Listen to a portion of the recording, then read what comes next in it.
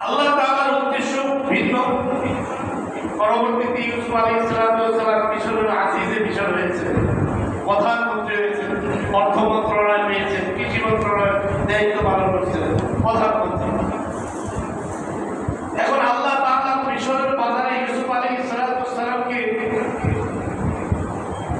একজন গোলাম হিসাবে উপস্থাপন করলেন আল্লাহর ইশারায়। ইউসুফ আলাইহিস সালামকে আল্লাহ তাআলা এত সৌন্দর্য দান করেছিলেন, দুনিয়ার মধ্যে যত মানুষ আছে সব মানুষ থেকে আল্লাহ তাআলা ইউসুফ আলাইহিস সালামকে বেশি সৌন্দর্য দান করেছিলেন। এত সুন্দর,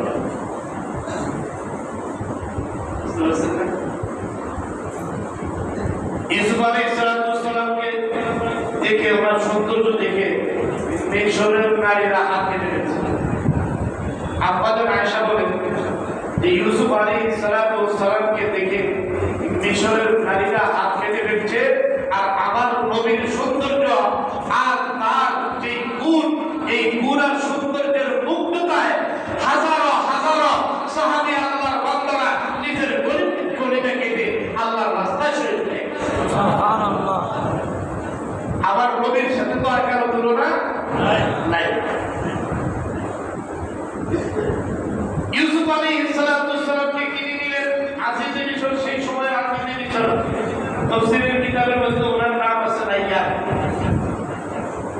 উনি কিনে নিয়ে গেলেন ওনার বাড়িতে।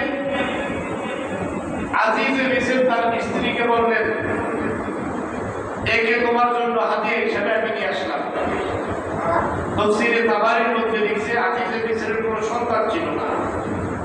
ইউসুফ আলাইহিস সালাম এত সুন্দর ছিলেন, বালক, দেখে থেকে মুগ্ধ। তিনি নিয়ে ইউসুফ আলাইহিস সালামকে গোলাম হিসাবে তাকে লালন পালন করেন নাই। বলছেন, তোমাকে আমি কি করলাম, এই বাচ্চাটা, এই গোলামটাকে হাদিয়া দিলাম, এবং তুমি একে আমাদের সন্তানের মতো করে লালন পালন করো, যেহেতু আমাদের বিয়ে সন্তান নেই। লম্বা ঘটনা, ইউসুফ আলাইহিস সালাম যুবক হইলেন। যুবক বয়সে যখন উপনীত হইলেন, আজিজে মিশরের স্ত্রী ইউসুফ আলাইহিস সালামের রূপের সৌন্দর্যে যাকে দিছিল, এটাকে তুমি ছেলে হিসেবে কি করো, লালন পালন করো, সেই মহিলা নিজে কি হয়ে গেছে, ওনার প্রতি আকৃষ্ট হয়ে গেছে। নিজের কামনা বাসনা পুরা করার জন্য ইউসুফ আলাইহিস সালামকে আল্লাহ রূপে সমস্ত গুনাহ থেকে হেফাজত করবেন। এবার ইউসুফ আলাইহিস সালামকে বিভিন্নভাবে, বিভিন্ন প্ররোচনা, বিভিন্ন টোপ, বিভিন্ন ফন্দি ফিকির করতে লাগলো। ইউসুফ আলাইহিস সালামের সাথে নিজের চরিত্রের চরিতার্থ করার জন্য, মনের কামনা বাসনা পুরা করার জন্য বিভিন্ন রকমের ফন্দি ফিকির শুরু করলো।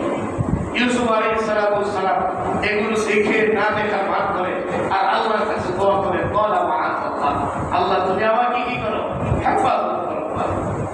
একদিনের অবস্থা কি হইল, রাওয়ালাতুল্লাতী ওয়া ফী বাইতিহা আন নাফসিহি ওয়া গাল্লাকাতিল আবওয়াব ওয়া ক্বালাত হাইতা লাক ক্বালা মাআল্লাহ। একদিনের ঘটনা এমন হয়ে গেছে, ইউসুফ পয়গম্বরকে সুলাইখা তার খাস কামরার মধ্যে ঢেকে নিয়ে গেল। খাস কামরা তাফসীরের কিতাবের মধ্যে আছে অনেকগুলো দরজা। খাস কামরার ভিতরে ঢুকতে হইলে কি অনেকগুলো দরজাকে পার হয়ে এরপরে ঢুকতে হয়। আবার কেউ কেউ সাতটার কথাও বলছেন। এই কথাটা অবশ্য আমাদের জনসাধারণে খুব প্রসিদ্ধ, 7টি দরজা। মুফাসসিররা বলছেন অনেক দরজা, দুই একটা বর্ণনা আছে কি 7টা দরজা। আমরা বোঝার সুবিধার্থে 7টি করে দিলাম।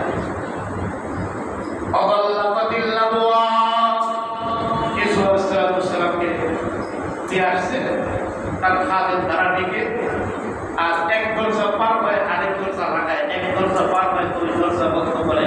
এইভাবে বন্ধ করতে করতে করতে করতে ইউসুফ আলাইহিস সালামকে তার যখন একবারে বেডরুমে খাস কামরায় নিয়ে গেছে, সমস্ত দরজা চতুর্দিক থেকে বন্ধ।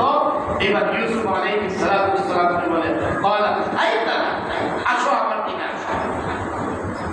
সে তার কামনা বাসনা চরিতার্থ করার জন্য ইউসুফ আলাইহিস সালামকে যখন ডাকা শুরু করলো, আসো আমার দিকে আসো। ইউসুফ পয়গম্বর চিন্তা করতেছেন যে বন্দিশালায় আমি আটকে গেছি, এখান থেকে কেমনে বের হবো।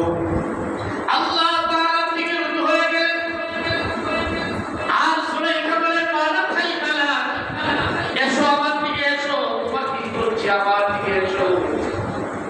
হযরত ইউসুফ আলাইহিস সালাম এখানে ওয়াজ করেন, এখানেও কি করেন, ওয়াজ করেন।